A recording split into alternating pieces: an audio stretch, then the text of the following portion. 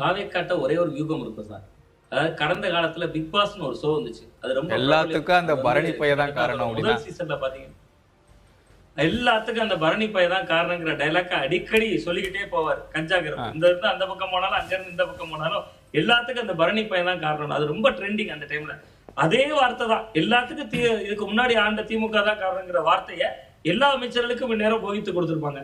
எங்க துறைகள்ல இவ்வளவு பிரச்சனைகள் இருக்கு, இங்க காரணம் திமுக தான் என்பதை அவர்கள் முதல் வார்த்தையாக சொல்லுவாங்க. இன்னொன்னு லைவ கட் பண்ணிடுவாங்க. நான் கான்பிடண்டா நம்புறேன் அந்த இடத்த.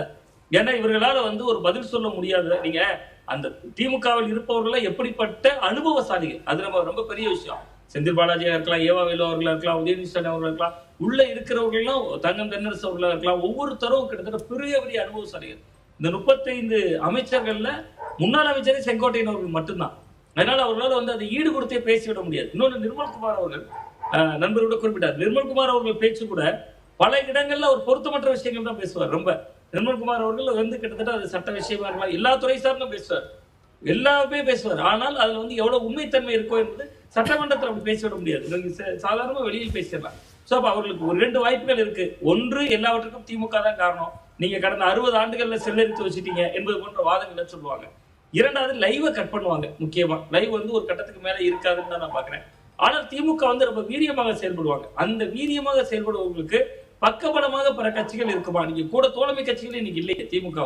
அந்த இஸ்லாமிய அமைப்புகள் இருக்கக்கூடிய சட்டமன்ற உறுப்பினர்களை தாண்டி, நான் சொல்றது ஜவாஹர் இல்லா போன்றவர்கள், தமிழ் அன்சார் போன்றவர்கள், இந்த பரிசைகள்ல இருக்கிறவர்களை தாண்டி நீங்க ஒரு காங்கிரஸ் இல்ல, உங்களோட இடதுசாரிகள் உங்களுக்கு பக்கபலமாக இருக்க போறது இல்ல.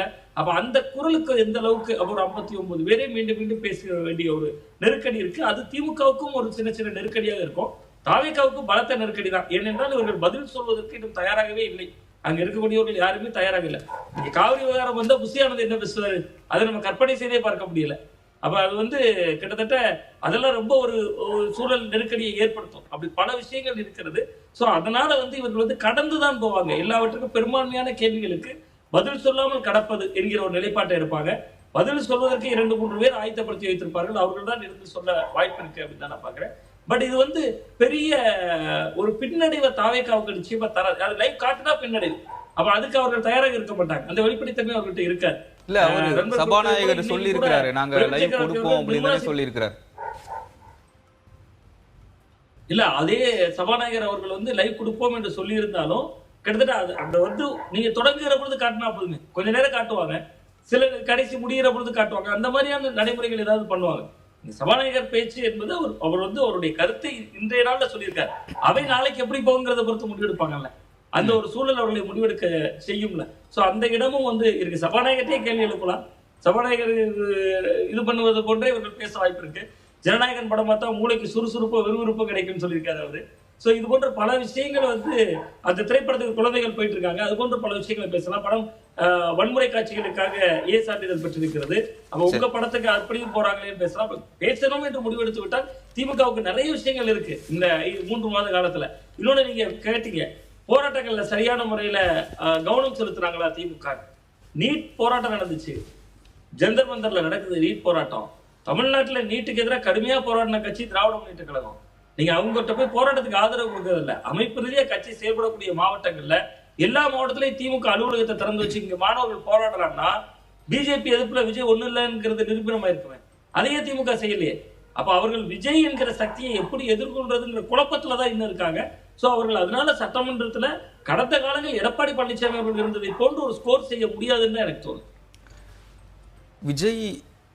முதலமைச்சர் விஜயை எப்படி எதிர்கொள்வது அப்படின்றது இன்னும் திமுகவுக்கு கைகூடி வரவில்லையா? எதிர்கட்சியாக நாங்க அப்படி செயல்படுவோம், நாங்க தான் எதிர்கட்சியா செயல்படும் போது ஆளும் கட்சி திணறி போகும் அப்படின்னு ஒரு கிரெடிட் எடுத்துக்கிற சூழல்ல விஜயை எப்படி கையாள்வதுன்னே தெரியலையா திமுகவுக்கு? இந்த 90 நாட்கள் போதுமானதாக இல்லை அப்படிங்கிறது தான் இப்போ இவங்களுடைய ஸ்ட்ராட்டஜிஸ்ன்னு இவங்க இதுவும் டிவைஸ் பண்ணாங்களான்னு தெரியல.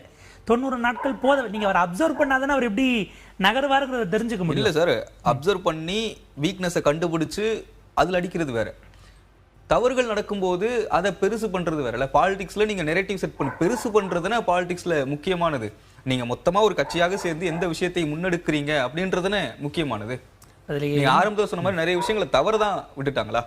இதுல என்ன பிரச்சனைனா, இதை எடுத்து இதுல எடுப்புல ஒரு பிரச்சனை நீங்க எடுப்பதன் மூலமாக மட்டுமே கம்ப்ளீட்டா அது ஆன்டி இன்கம்பன்சி மாதிரி அரசுக்கு எதிரானதாக போயிருமாங்கிறதுல அவங்களுக்கு சந்தேகம். அவங்களுக்கு எதிராகவே திரும்ப இல்ல அது ஈஸியா இப்ப தாவேக்கா அதுல ரியாக்டே பண்ணாததையாச்சும் நீங்க சுட்டி காட்டுற இடத்துக்கு நகரணும். தாவேக்கா பதில் சொல்லி அப்படி என்ன செஞ்சிட முடியும்? ஏன்னா இன்னைக்கு நடந்த லாக்அப் டெத்துக்கு அந்த லாக்அப் டெத் பாதிக்கப்பட்ட குடும்பத்தோடு நீங்க நின்றுகிட்டு ஒரு கேள்வியை போய் அவங்க கூட நின்று எழுப்புறதுக்கும் அதுக்கான இம்பாக்ட் வேற இல்லையா? நீங்க பொதுவில் அங்க போகாமல இங்கிட்ட அறிக்கை விட்டா உங்க ஆட்சியில 20 நடக்கலையான்னு அவங்க கேட்பாங்க. நீங்க ஆன் ஸ்பாட்டுக்கு போகாத வரைக்கும் அது சிக்கல். இரண்டாவது அவங்க என்ன யோசிக்கிறாங்க, இவங்க கிளைம் பண்றதை உடைக்கணும். இது எல்லாம் இஷ்யூஸ்.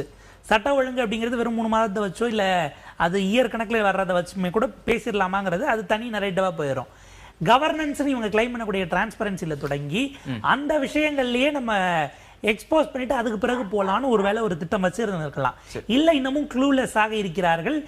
ஒரு ஸ்ட்ராட்டஜி அவங்க இன்னும் அந்த கட்சிக்கான மறுகட்டமைப்பு செய்யணும்னு ஒரு குழுவை போட்டாங்க. அது முடிச்ச பிறகு அதை நகர்த்தலாம்.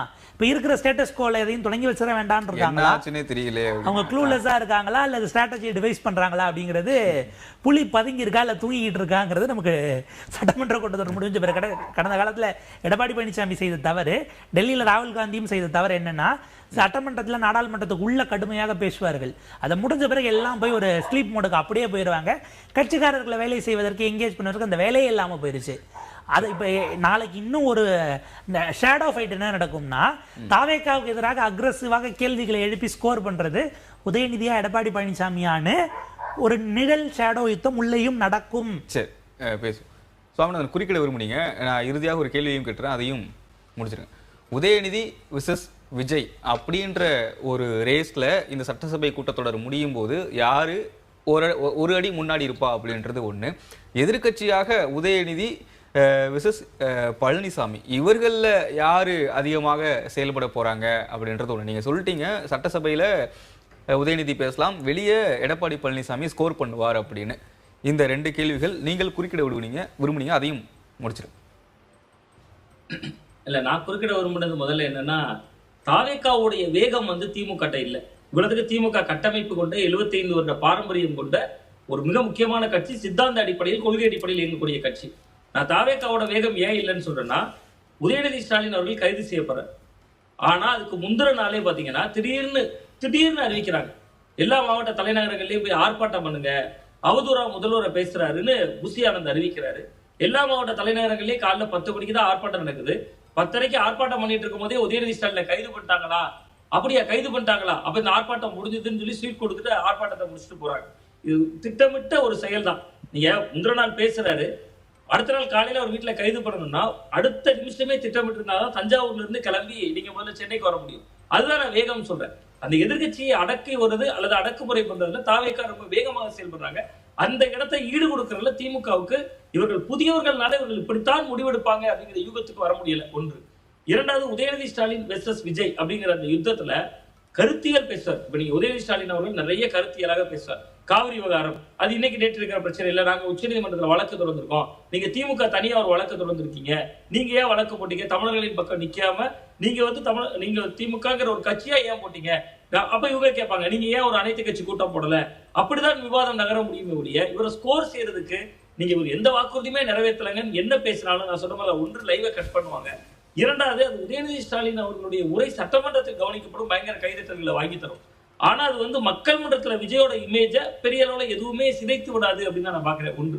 ரெண்டாவது, எடப்பாடி பழனிசாமி வெர்சஸ் உதயநிதி ஸ்டாலின் அப்படின்னு எதிர்கட்சி அரசியல்ல இன்னைக்கு இருக்கிற அந்த கட்சி கட்டமைப்பால உதயநிதி ஸ்டாலின் அவர்களுடைய கரம் ஓங்கும்.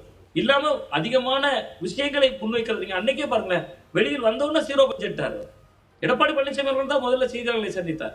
நீங்க கிட்டத்தட்ட அந்த இடங்கள் எடப்பாடி பழனிசாமி அவர்கள்ட்ட அந்த விஷயங்கள் ரொம்ப முக்கியமாக இருந்தாலும் நீங்க வெளியில் மக்கள் மன்றத்தில் எடப்பாடி பழனிசாமி அவர்கள் ஸ்கோர் செய்வதற்கு ஒரு வாய்ப்பு இருக்குன்னு நான் பாக்குறேன்.